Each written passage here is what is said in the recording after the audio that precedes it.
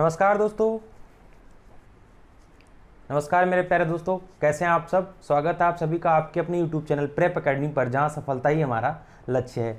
तो दोस्तों, हम लोग आज बात करने वाले थे पार्लियामेंट्री कमेटीज़ के बारे में, लेकिन मैंने एक चीज़ देखी कि एक टॉपिक था आज संसद वाले पार्ट में, जो मैं संसद अभी तक टॉपिक पढ़ा रहा था। 10 मिनट का वीडियो होगा, तो मैंने सोचा कि मैं उसको छोड़ूंगा नहीं, क्योंकि इम्पॉर्टेंट लगा मुझे। क्योंकि वो वहाँ पर मेंशन मैंने क्या छोड़ दिया, वो मैंने जो टॉपिक छोड़ा वो था संसद की शक्तियाँ, और संसद की शक्तियों के बारे में हम लोगों ने नहीं पढ़ा था। तो आज छोटी सी वीडियो एक रहेगी ये संसद की शक्तियों के बारे में। उसके बाद में अभी जस्ट इसके बाद में जो वीडियो आप लोग देखेंगे वो भी मैं आज ही के आज डालूंगा, जिसमें मैं चर्चा करूंगा संसदीय समितियों के बारे में, पार्लियामेंट्री कमेटीज़ के बारे में। तो अभी एक छोटी सी चर्चा तो दोस्तों बची थी संसद की बहुक्रियात्मक भूमिका के बारे में, जिसमें संसद की शक्तियाँ एवं कार्यों के बारे में उल्लेख किया गया है। तो उसकी हम थोड़ी सी चर्चा कर लेते हैं, क्योंकि बहुत छोटा सा वीडियो होगा, आप लोग का ज़्यादा समय नहीं लूँगा और शुरू करता हूँ मैं आज आपके अपनी वीडियो को। तो देखिए दोस्तों, आपको पता है भारतीय राजनीतिक व्यवस्था में क्या संसद एक केंद्रीय स्थिति रखती है, ये बात आप लोग को बहुत अच्छे से पता है, और इसकी बहुक्रियात्मक भूमिका होती है, ये भी बात आप जानते हैं।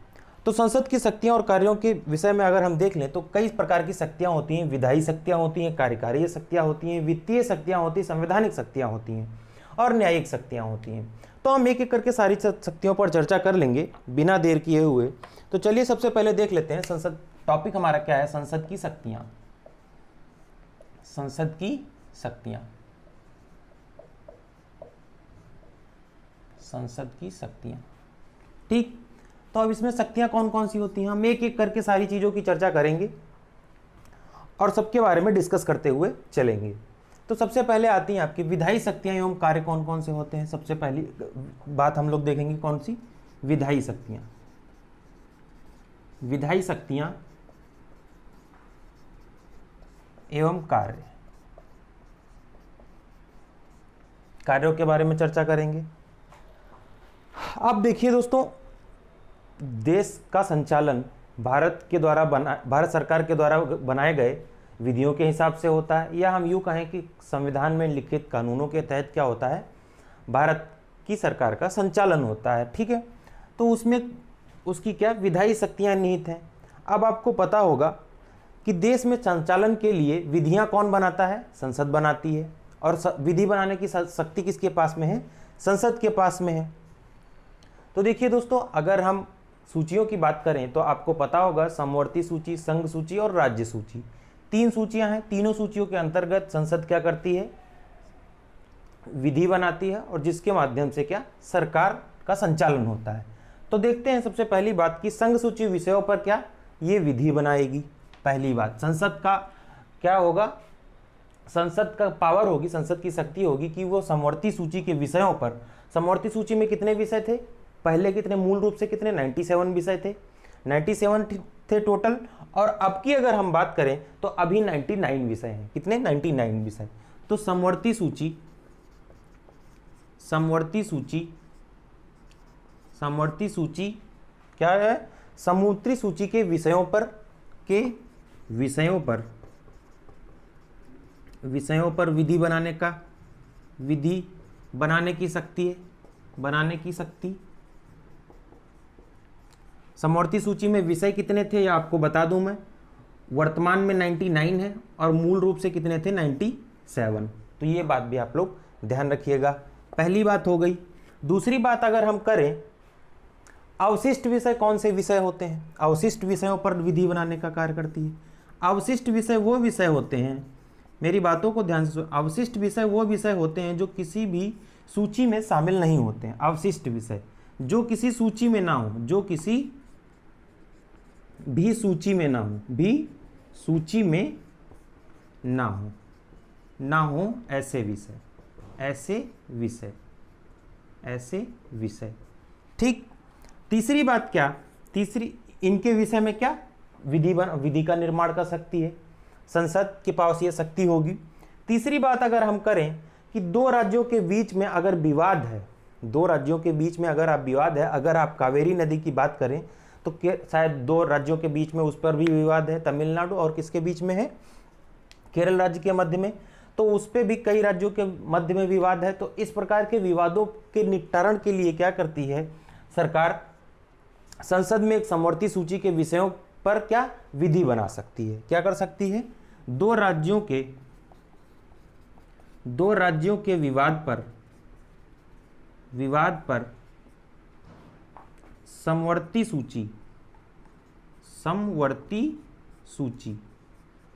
सूची। अब इसमें कितने विषय थे समवर्ती सूची में? समवर्ती सूची की अगर हम बात करें, विषयों की बात करें, तो समवर्ती सूची में कितने मूल रूप से 47 थे और वर्तमान में 52 विषय हैं। इसके संरक्षण में भी क्या संसद के पास यह शक्ति होगी कि कोई भी विधि बना सकती है, कोई भी विधि बनाने की शक्ति होगी। विधि का मतलब क्या होता है? विधि मतलब होता है लॉ। ठीक, बहुत अच्छे से समझ लीजिएगा, विधि शब्द से कंफ्यूज मत होइएगा। विधि का मतलब होता है लॉ। चौथी बात करें, राज्य सूची पर भी विधि बनाने का शक्ति होती है। किस पे? अगर हम चौथी बात करें, राज्य सूची पर भी विधि बना सकती है संसद। अब राज्य सूची के अगर हम विषयों की बात करें, देखिए मैं दो चीजें एक साथ क्लियर कर रहा हूं, आपको विषय भी बता दे रहा हूं और किस किस पे शक्तियां हैं, संसद की शक्ति है विधि बनाने की, वो चीज भी क्लियर कर देता हूं। तो राज्य सूची में कितने विषय थे? तो राज्य सूची की अगर हम बात करें तो मूल रूप से इसमें 66 विषय थे, और वर्तमान की अगर हम बात करें तो 61 विषय हैं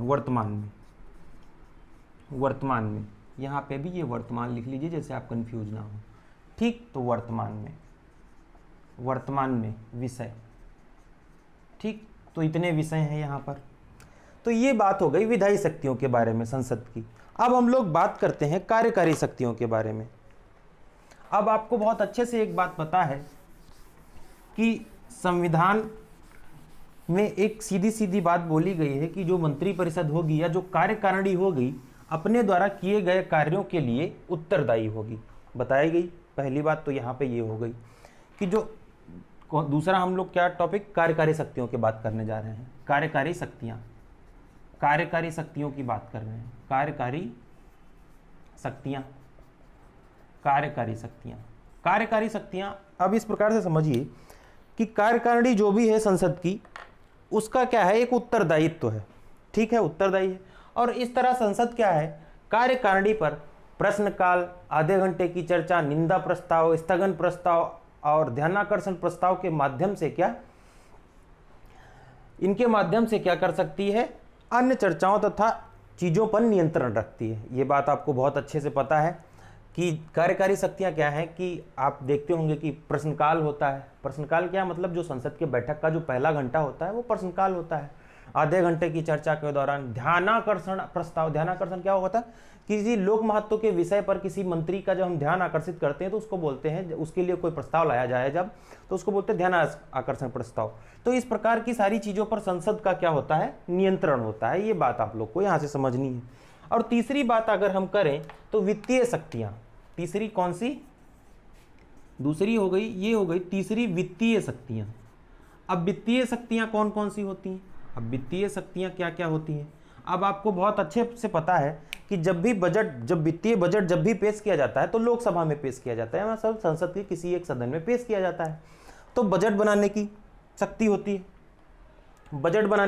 होती है, ठीक है। संसद की सहमति के बिना कार्यपालिका नहीं, एक बहुत ध्यान रखने योग्य बात यह है कि संसद की सहमति के बिना कार्यपालिका ना ही कर को बढ़ा सकती है, ना ही कर की उगाही कर सकती है, बट क्या कम और समाप्त कर सकती है, लेकिन ना बढ़ा सकती है कर को सहमति के बिना, और ना ही क्या कर उगाही कर सकती है।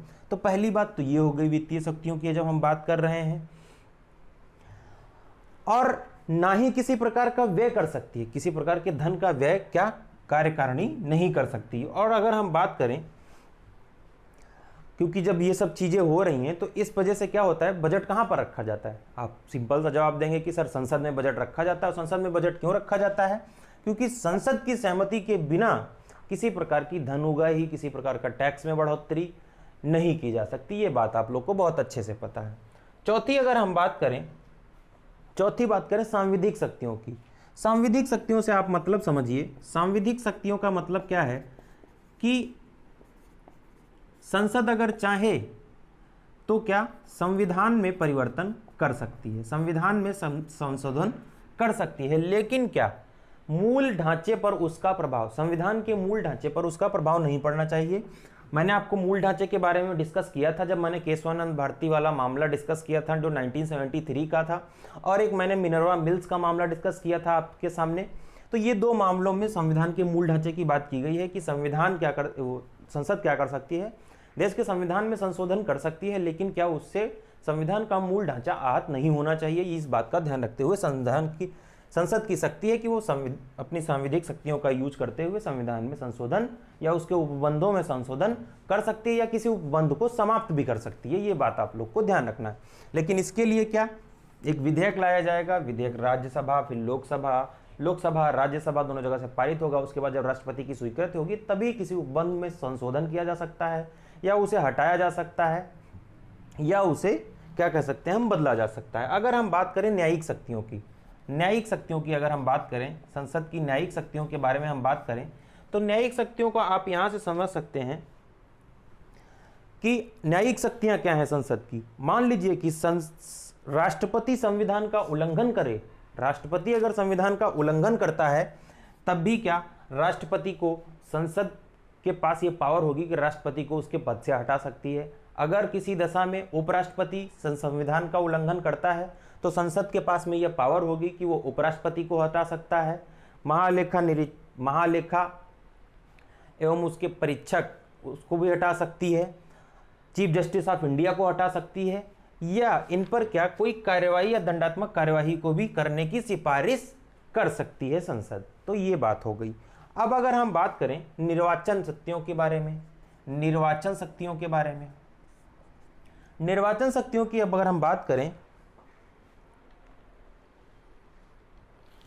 तो आपको पता होगा कि संविधान में क्या दिया गया है कि जो राष्ट्रपति का चुनाव होगा वो क्या होगा कि सभी लोकसभा सदस्यों के साथ में राज्यसभा के भी कुछ सदस्य होंगे उसमें।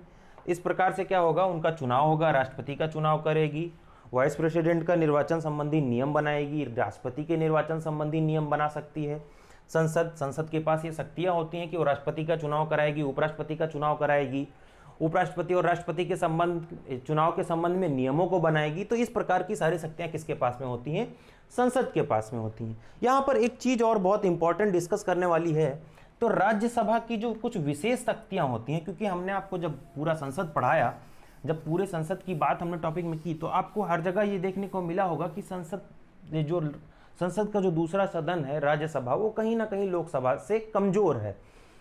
हाँ जरूर कमजोर है, लेकिन कुछ मामले ऐसे हैं जहां पर राज्यसभा संसद के मुकाबले ज़्यादा मजबूत है, या हम यूँ कह लें कि संसद के बराबर शक्ति रखती है, या उसकी शक्तियाँ, संसद की शक्तियाँ और लोकसभा की शक्तियाँ राज्यसभा की शक्तियों से बिल्कुल अलग हैं।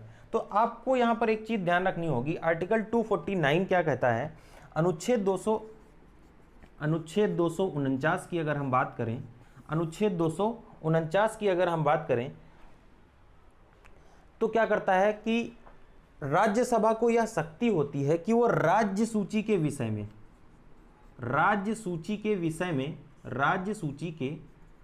में विधि बना सकती है। कौन? राज्यसभा। अनुच्छेद 249 इस बात की चर्चा करता है कि राज्य सूची के विषय में विधि कौन? राज्यसभा भी बना सकती है।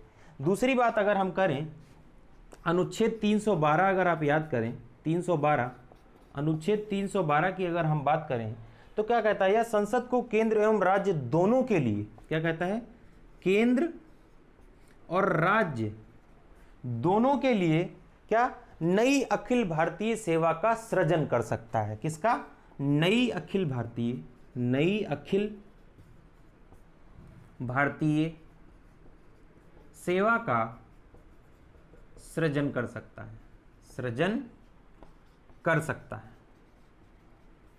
ठीक, तो दोस्तों ये जो एक टॉपिक जो छूट रहा था संसद का, वो मैंने यहाँ पर कंप्लीट कर दिया, क्योंकि मैंने आपको बताया था कि 10-12 मिनट से ज़्यादा या 8-9 मिनट से लंबी वीडियो नहीं होगी। तो दोस्तों हम लोग फिर से मिलेंगे अभी जस्ट थोड़ी देर बाद अगली वीडियो में। तब तक के लिए बने रहिए आपके अपने YouTube चैनल प्रेप एकेडमी पर। और हाँ, अगर वीडियो पसंद आया हो तो वीडियो को लाइक कर दें, चैनल को सब्सक्राइब कर दें, वीडियो को शेयर कर दें, अपने दोस्तों को ज़्यादा से ज़्यादा बताएं चैनल के बारे में। और हम लोग अभी हमारा प्लेटफॉर्म बेशक तौर पे छोटा है, बट कंटेंट जो हम दे रहे हैं वो किसी हाई लेवल या मिलियंस वाले जो यूट्यूब चैनल दे रहे हैं उनसे 50-60-70% बढ़िया ही होगा। आप जाके चेक कर लेना, अगर इतना कंटेंट किसी यूट्यूबर ने दिया हो तब आके कमेंट करके बता जाना। तो ठीक है दोस्तों, मिलेंगे अगली वीडियो में, तब तक के लिए बने रहिए प्रेप एकेडमी पर। जय हिंद, जय भारत।